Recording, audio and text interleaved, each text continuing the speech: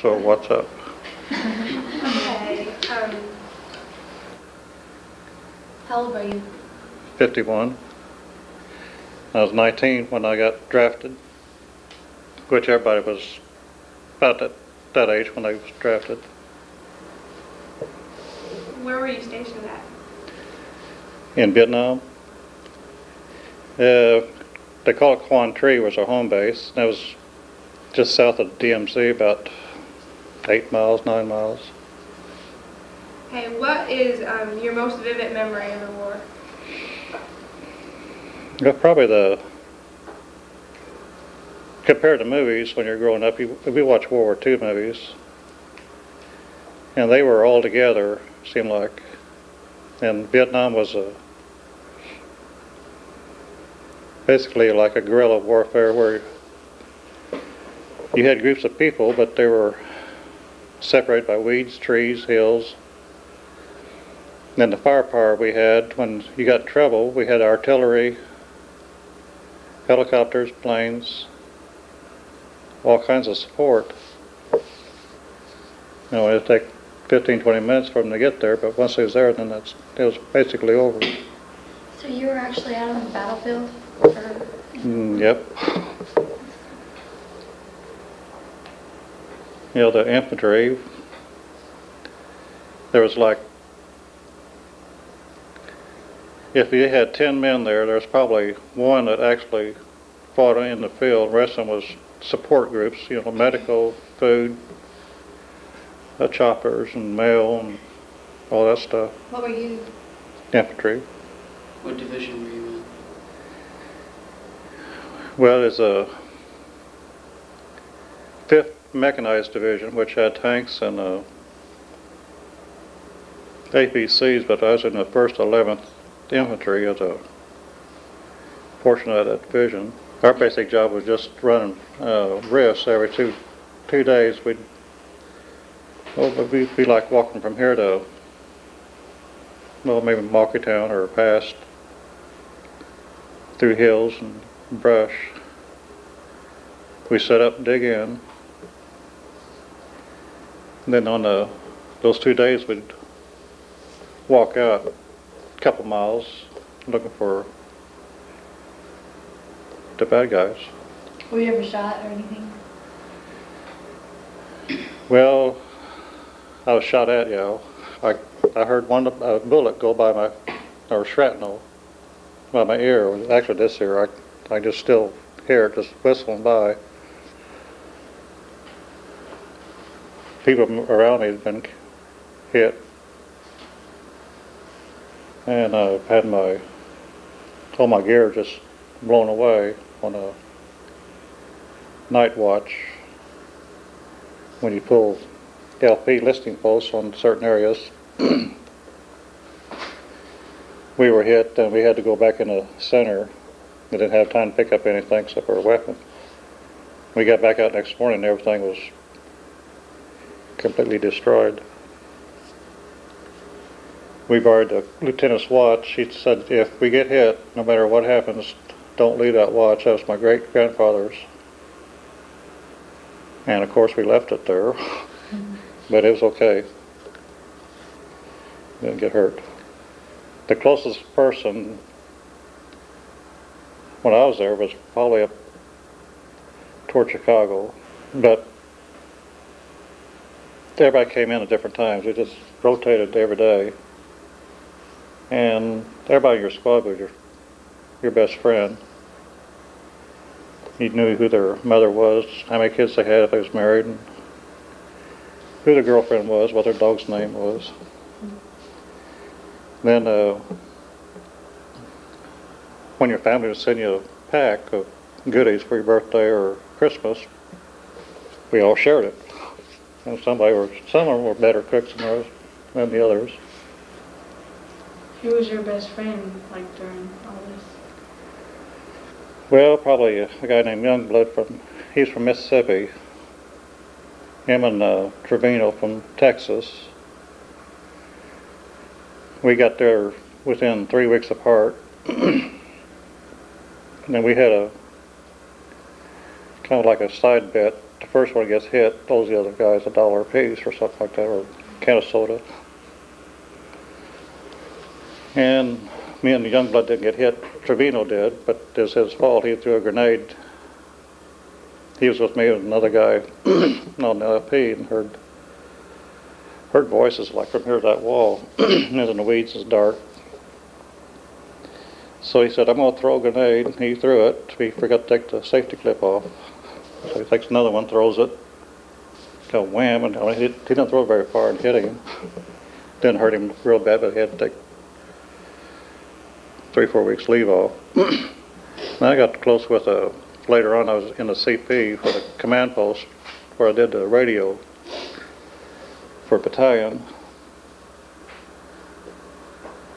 This guy was an NVA and turned south,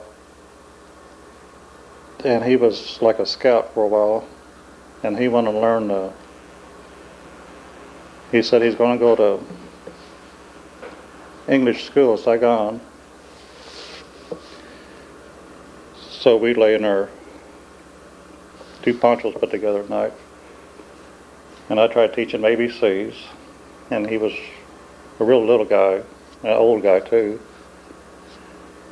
and he always started off with, I said A, and we get through maybe half the alphabet each night, and start on letters, or numbers. And he was out there about 2 months. He had to go back to someplace else. He wanted to sell me his camera for $2. I had one just like it, but I didn't need it, but I thought he had his name on it, so I took it. I still got someplace. Now it's worth, I wouldn't sell it for nothing. How old was he? How old was he? Well, to me, he looked like an old man, probably about my age now. I don't know.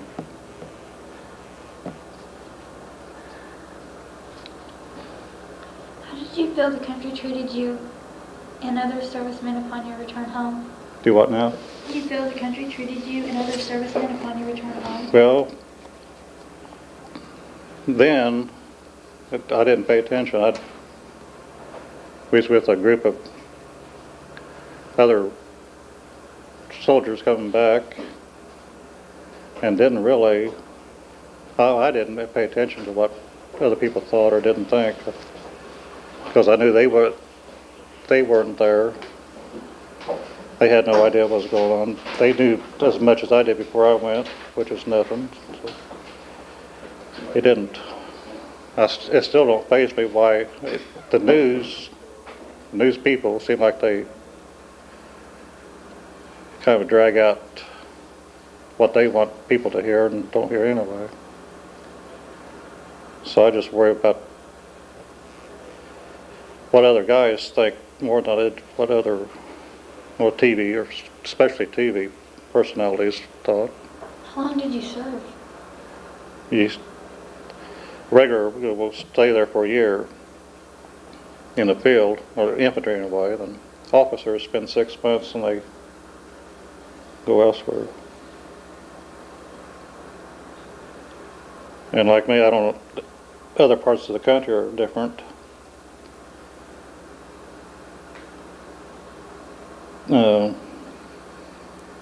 It was generally, you stay there about 11 months, then you got one month in the rear to get ready to go home. You pull either guard duty or KP every evening.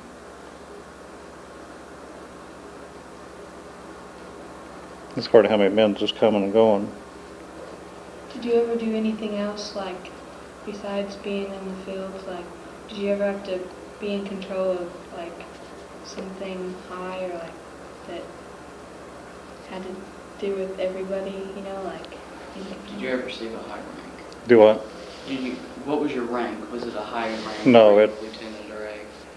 I just, a little guy. I was a Spec 4, I was an E4. Then later when I got to States, I got the Sergeant E5. Well, that were the little guys were the most important ones, so... Yeah, rank in our situation, it wasn't Well, you had to have somebody tell you what to do when they had their job, but when a new lieutenant would come in, he'd go to the older guys and ask opinions, which he was green like we were when we first got there, so he had to have some idea how we operated. The captain would be I think what he said meant something because he'd been there before. But a new lieutenant or second lieutenant, either one, would rely on older guys. Were you one of the youngest? Or they younger? No, we was all 19, 20 years old. And there was a few that was a little bit older, and I think the more I think about it, all these tests they give you when you first go in, that kind of shows you where you're going to end up. You could got out of infantry for the hard part if you'd went and signed up for another year. You could have went to school for a lot of things, but most of us took our chances to go to and get out. So you got out as soon as you could? Yeah, I will take my 2 years, and I didn't think of making a career of it. Do you have any brothers or sisters that were in it too? Huh? Do you have any brothers or sisters that were in it? No, I had a couple of cousins that went like a year prior, but I really had no idea what was going on, or maybe it was different in different parts of the country, but when you see a movie, I seen one Vietnam movie, and I think it didn't happen where I was anyway. It's not fighting every day. You had more good days you had bad. Were you scared when you were first drafted, or did you just not really it didn't hit you Oh, yeah, what was going on? I knew what was going on in a way, but not You didn't know what you were getting yourself into? where I was going to be, or it was the longest year too, because every day is like it's 24 hours. You pull night guard every night. Everybody pulls night guard. You got 3 guys, the 3 of you, between one of the 3 of you, so they're up all the time. You might pull 2 hours, sleep 2, and up for an hour. At 5 o'clock, everybody's up. It's like almost the crack of dawn. Full 100% guard duty.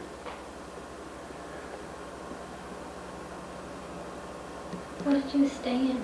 Like, Huh? what did you stay in? What? Stay in? Like, where did you sleep at? and stuff? Or just wherever you landed, like most of the time it's up on higher ground. And once you dug in, each squad would carry a pick and an axe. We all carried sandbags that was empty. You dig your hole probably 3 or 4 feet deep, enough for 2 guys to get in. Then you cut some logs, put on top of it. There's some on top of sandbags, and put sandbags on top of that in case you gonna get hit. But you could be sleeping. Everybody carried a poncho liner or a poncho. You put 2 ponchos together and makes you a teepee or a tent in case it's raining. Keeps the summer water off. Did you ever get really sick when you were there? No. There's a couple guys probably had malaria, which we had to take malaria, I think on Sunday, a big orange pill. We had water purification tablets you had to put in all your water. And we'd carry 6, 7, 8 canteens of water, and then if it runs out, first creek you go to, you fill it up, but you got to put your tablets in there. Do what? Did you get hurt at all the entire time you were out there in any way? The worst thing happened, fell on a trenching tool. We was digging a foxholes, and a chopper came out with supplies, so I jumped up to help. When I jumped up, I missed the edge of the foxhole and slipped and cut that open. And I thought it was okay, just slapped it back, and somebody seen it, said, well, you got to go in, you're going to have to get that sewed up. Oh, goody. So I got to go in the rear, get it sewed up for about a week, just like a kind of a mash deal. This doctor was foreign, I don't know, just like a Greek person or something. He was an old man with white hair. He says, oh, I got something up in the cabinet that you need to take. So he went to the cabinet, like that cabinet there, and opened it up and got a bottle of whiskey and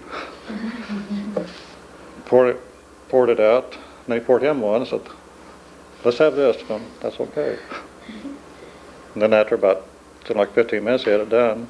So as soon as I got my week, the guy in the rear said, well, look like we got a chopper going out this evening. You can rejoin your company. I said, I'd like to, but I'm going on R&R tomorrow.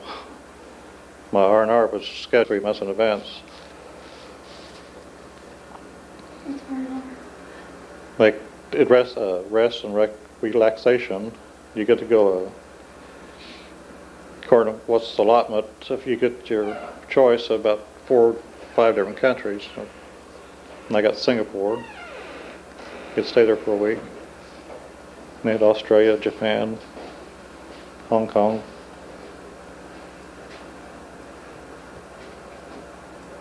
You stayed in Singapore, you said? Mm-hmm. Where at in Singapore? Like, where exactly did you stay? Well, it's a little bitty Malaysian country that I had pictured Singapore as a bunch of shacks in the water, standing on stilts. But it turned out to be a lot of American influence on the hotels,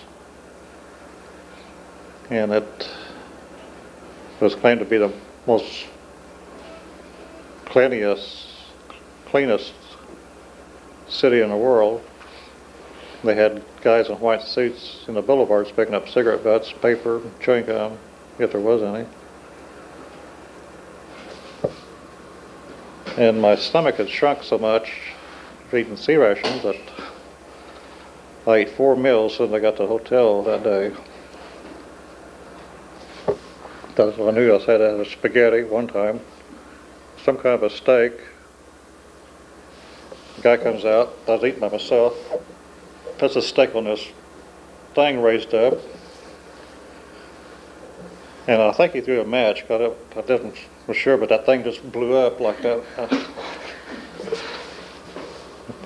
You think it's going to go off, but then you notice, oh, that's food. That's the way they cook food. Then, probably not, because you seem like you're too busy worried about getting back to the world. Now, I still think it's, when you get time to think about it, most of the policies made by the government was from guys that served in World War I and World War II. They were the generals. They were pro-war, and which we had signed a treaty to protect the smaller countries. And I think they were probably hard-headed about not knowing when to back out or quit. Is full steam ahead. This is the American way to do it. And they convinced the president and the cabinets what we should do. Now, I guess they listen to them. That's just my opinion too. I don't know. I still don't know. I guess nobody will ever know. What did your mom think whenever she found out you were drafted to the war? What did she have to say about it? I didn't know until probably a couple of years ago. Probably the worst thing about any war is have somebody in an official uniform or car pull up to your mother's driveway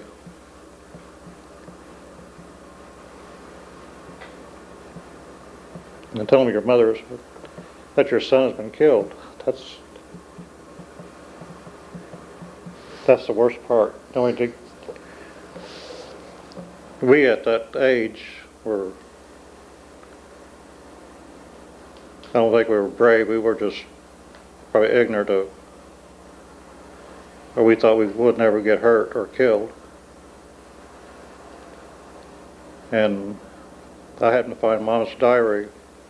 I didn't know she had a diary. I was looking for something else. And they had a question like that. What was her worst thing that's happened? And she mentioned me going to Vietnam. But I didn't know or realize that was a big deal. And I really don't think it was a big deal, but apparently she did. And I guess, I hope Vietnam's the last one they have to use men that die just silly. I mean, we had it great compared to World War I, World War II, Civil War. We had people, choppers and stuff like that. I think anymore there'd be a lot of a mechanical war, and more people that makes policies got more sense to run a nation of people. So, what's next? What was your, did you ever have to use any kind of ammunition when you were out there? Any what? Ammunition or anything? Yeah, we all carried. Everybody had their own weapons. I had basically M16 all the time. You carry, I think, 16 magazines. I had 15 or 16 rounds each magazine, and you had carry claymore, which is something you put on a trail, and you detonate it with a battery thing, like 4 grenades. And you carry extra if you wanted, but generally once you got it loaded down, you just had 75 to 100 pounds on you anyway.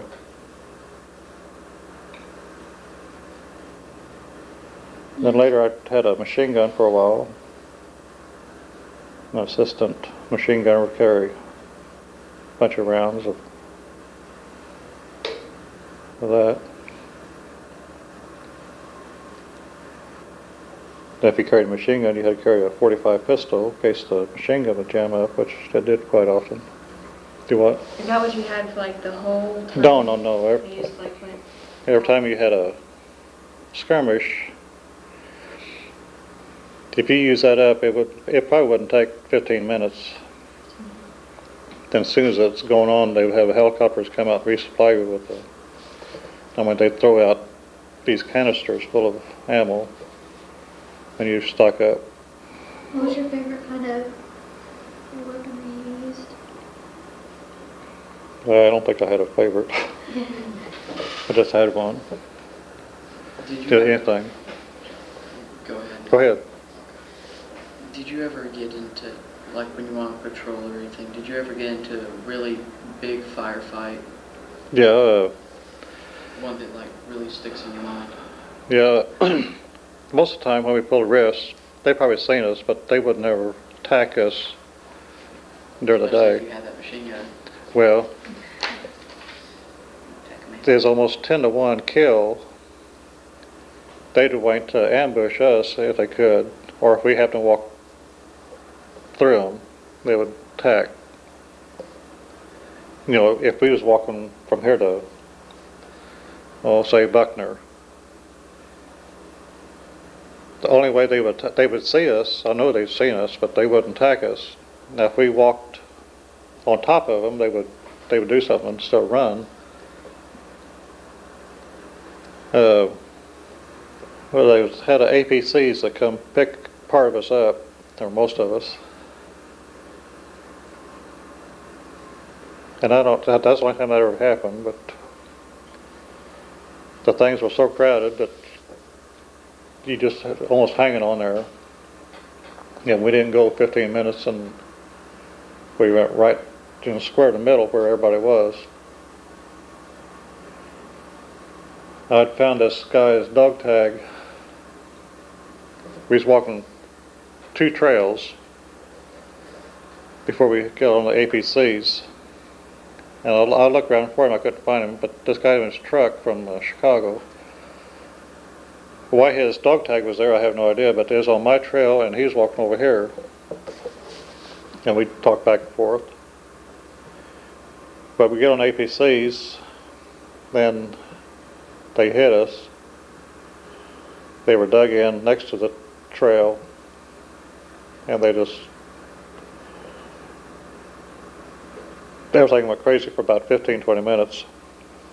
And then finally they backed off. I guess there wasn't that many of them, or we got them all or something. And after it all settled down, we got off the APCs, let them take those things back, and we'll go ahead and walk. And I heard word that truck was killed. And it was by a kind of a mistake. When the NVA say chew hoy, that means to give up. Well, this guy pops up chew hoy, and truck hesitates, and the other guy in the bunker jumped up and shot him.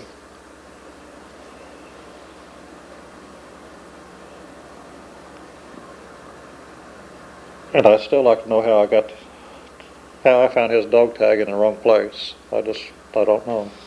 Do you still have it? No, I gave it to the captain as soon as I found it, or as soon as I heard about the truck. Was any of your close friends killed in the war? Well, like I say, they weren't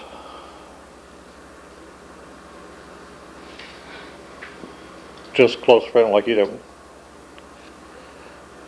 walk from the United States and go over there and have a friend. You make friends as you're there. The first person killed when I was there was our captain, and he generally walked in the middle of the ranks. And there was a landmine, and I don't know how many people could have walked on top of it before it just went off when he stepped on it.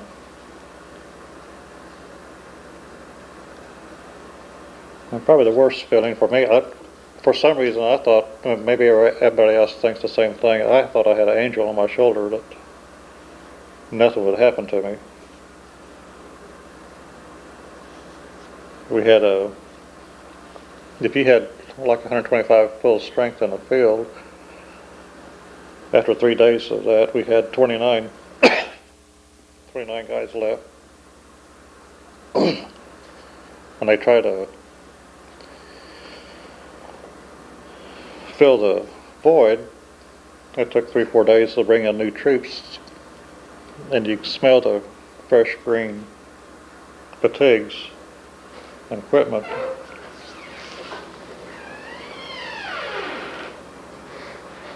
So that's one. The worst smell would be the dead people too, I guess.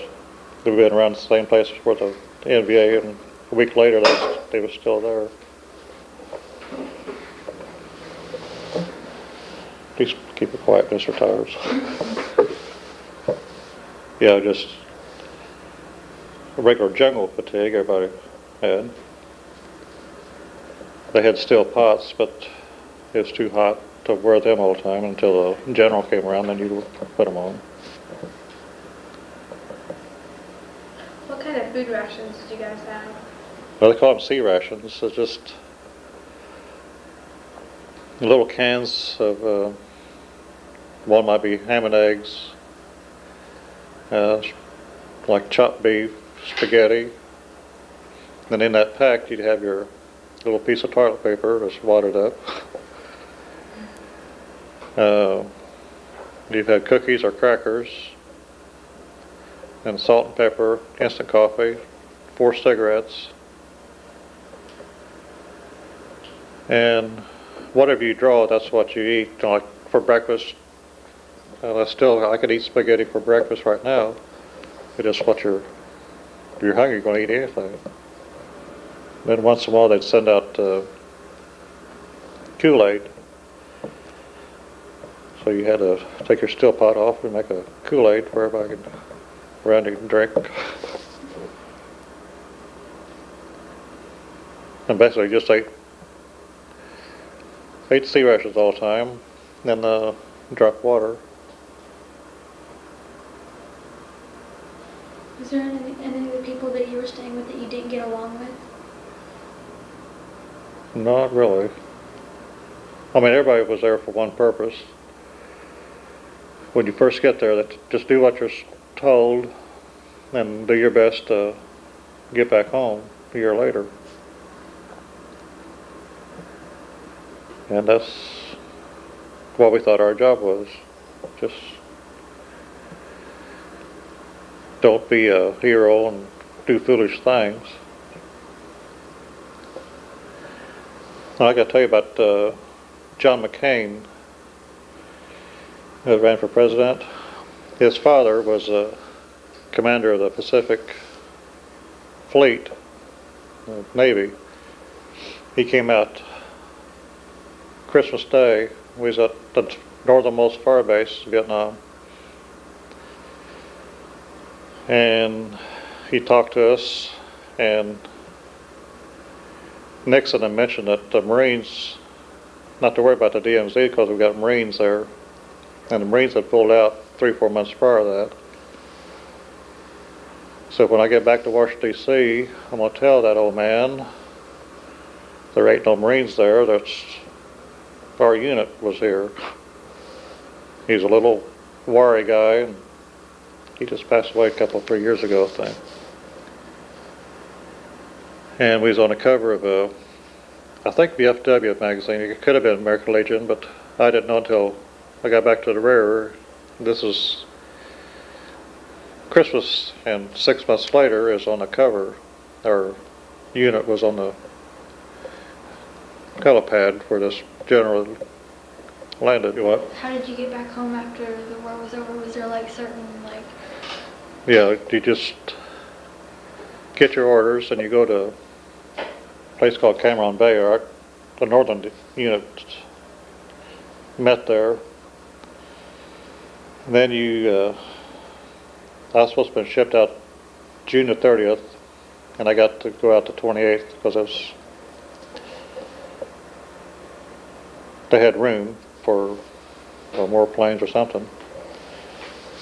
And when you get down there, you're there for about 3 or 4 days waiting and it's a regular liner, 707, 727, whatever they had back then. It was infantry. There could have been 300-400 around there in that area. You're sleeping in like chicken houses. But the guys, you can look them in the eye, and they were deep, dark, sparkly.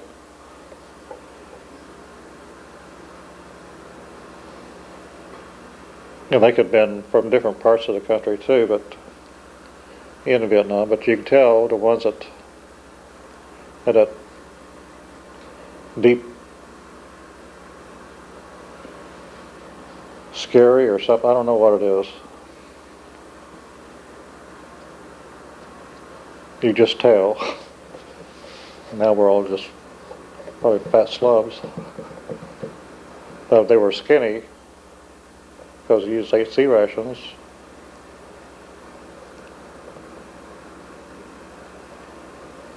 And then you flew back. That plane would go to the state of Washington, Fort McCord, I believe. And then they fed you a steak dinner at a military base. Then you take a bus to Seattle or take your flights to where you're going to. So I flew into St. Louis and waited at a bus station probably 12 to 15 hours before they go. The only one they'd had was go to Mount Vernon. So I stayed up all night talking to a lady, waiting on her son to come back from the Marines. And I didn't sleep for, well, it takes 18 hours to get to Vietnam from the state of Washington. So I didn't sleep for 2 straight days. I was so happy just to be on the American soil. When I got home, we had lived on a small farm and walked around all of it, just smell rocks and trees or whatever. Next morning, they woke me up, and I asked them how come they didn't wake me up for supper. And they said, well, we did. You walked out the hallway, turned to go to the kitchen, you fell flat on your face. So I knew where it was, but I couldn't stay up. Were you looked upon it differently on your return home? With, like, the way people treated you? Did they treat you differently? Were they just like, with more respect, or did they not really? Well, treat you differently? not having a big opinion about it to start off with, I kind of just basically phased it out of my mind. I didn't think about it. I didn't let it eat on me. Well, some people do, and that's understandable. But it just seemed like 100 years ago. Unless you start talking about it, it seemed like 2 weeks ago. That's been close to 30 years. Well, it hasn't been 30 years ago now.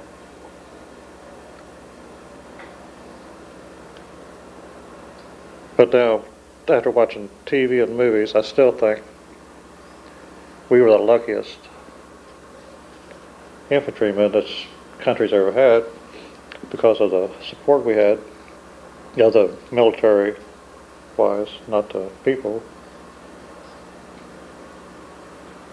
Would you have went into it if you hadn't been drafted?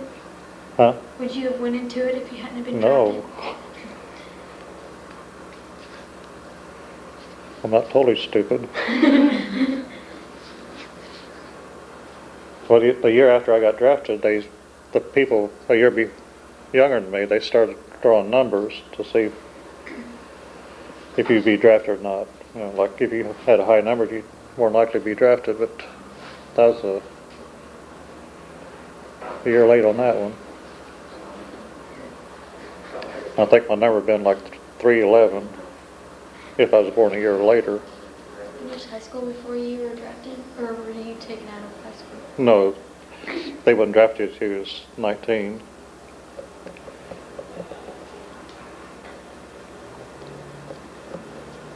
Do you regret going? No, I would. If I knew I wouldn't get killed, I would have done it 100 times. And it makes you good, not good, but makes you appreciate what you got. Everything's so easy and gets easier as time goes. Well, that's why our forefathers fought for what they did.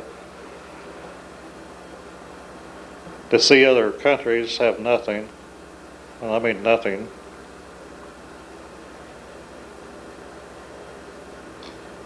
then you come back and see what we have. You got to appreciate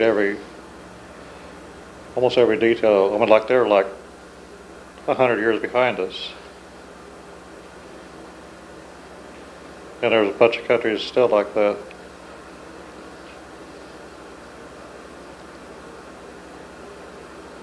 It's like Franklin County and Hollywood. We're probably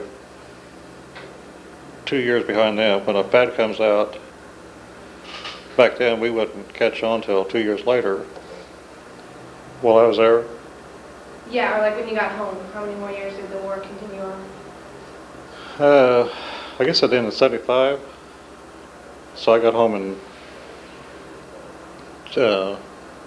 July of 70. That was a funny thing too. I'd seen this bridge, people were playing on at the very north. I don't know how come it was there, but this one bridge was real old. I can't think of the name of the village. But as soon as you see it, I seen it on TV, these people were running across it, and they said the paper, they had blown it up toward the end of the war. And in a way, I'd like to go back to visit, because it was a beautiful countryside, just for a kind of a group tour kind of a deal, just to look at the countryside, not pinpointing where somebody was hit or that happened, or it'd probably be a great place to put a Disneyland. It was a beautiful country, except for the bomb craters and the dead trees. And Have you ever had a flashback of the war? one thing I always had dreamed, and it's been a while since I dreamed it, that they want to take me back. I told them I've been here. After 1 year, you got to go. You get to go home. And I had figured up in my dream that I'd been there like 6 years. They've lost papers. And that had happened about probably 30, 40 times the first 10 or 15 years, but lately I haven't dreamed nothing like that. I used to have a dream that I was flying an airplane full of guys. And I said, I'm not a pilot. Well, you look like a pilot, so I was driving a plane. But that's about as far as it goes. When I first got home, I couldn't believe I was sleeping in a bed, though. I always had to sleep on rocks, mud, just whatever terrain you landed on, that was where you slept. And when you first wake up, you think you're still there, but you feel something soft on your back. You know, you can't be there. Did you have plans of going to college before you were drafted? Or what were you? Not really. When I got to high school, they just about to get started for junior college, and people my age and above, basically, you just did like your parents. You went look for a job, and there was a lot of jobs around DuQuoin, the factories. I had two sisters younger than me. One's a year younger, one's 4 years younger. And I knew they were going to have to go to college. Sometimes I wasn't going to put no more stress on Dad about going to college. That was left up for the sister. So when they was like 4th, 5th grade, they decided they want to be teachers. So me, I had no idea what I was going to do. So they became teachers, and I got to go to the Army. And that's one good thing about the Army. Once you got out, you could use the GI Bill to go to college, but I had no idea that what I need to do or could do. At the time, whenever like you first came home, if they were to try to ask you to come back, would you have went? No. They had to take everybody else first. I mean, if everybody else went that didn't go, they went, I would, or if it was something real, like they bombing downtown Christopher, you know, I'd do something like that, but not for the same purpose. And I know there's a lot of guys that's made a big deal out of Vietnam. Or they got cooked with their brain on a dope to try to forget it.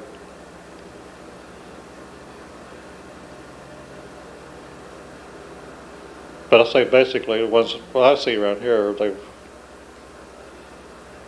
turned out pretty normal. They didn't let them eat their mind up.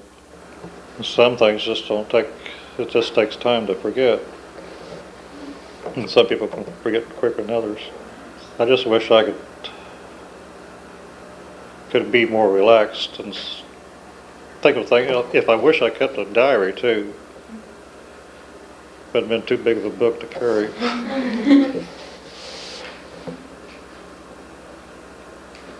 But we had more good times than the bad. A lot of more.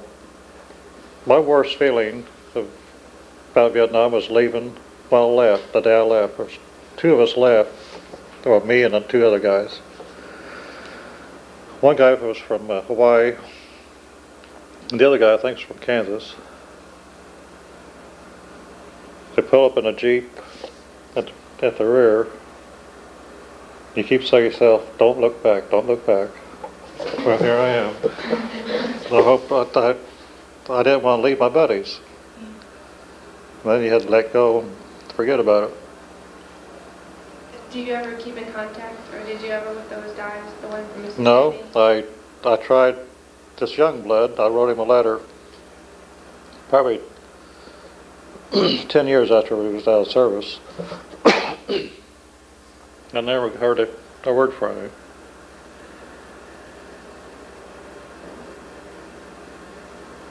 And I kept looking at the VFW and Legion magazines. They had reunions all the time. Some of our sister companies have had reunions, but they never had one for us. I don't know if they've had it, I've missed it, or I just wish they would have something that people could go to. At least, I think internet will help too. At a time when everyone was mostly anti-war and everyone was for peace, well, hippies basically. Yeah. I'm just blunt.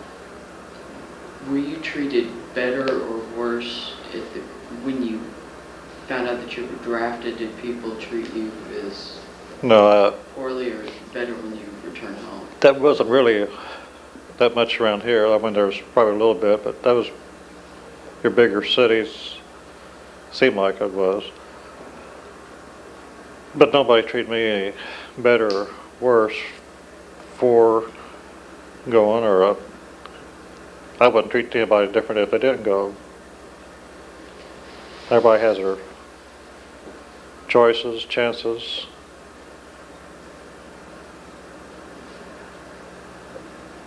And I think it was just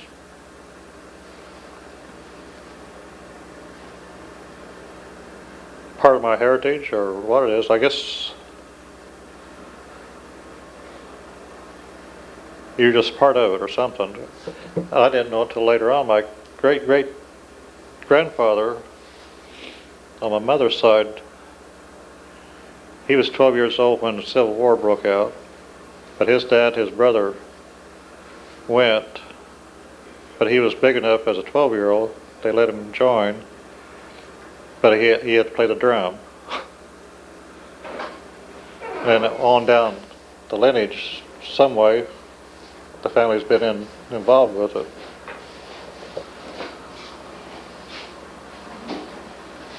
I hope it's the last of the lineage. Good. Charlie, anything you think you can add? Huh? Anything that you think you can add beyond what they've asked you? Yeah, because they don't always get.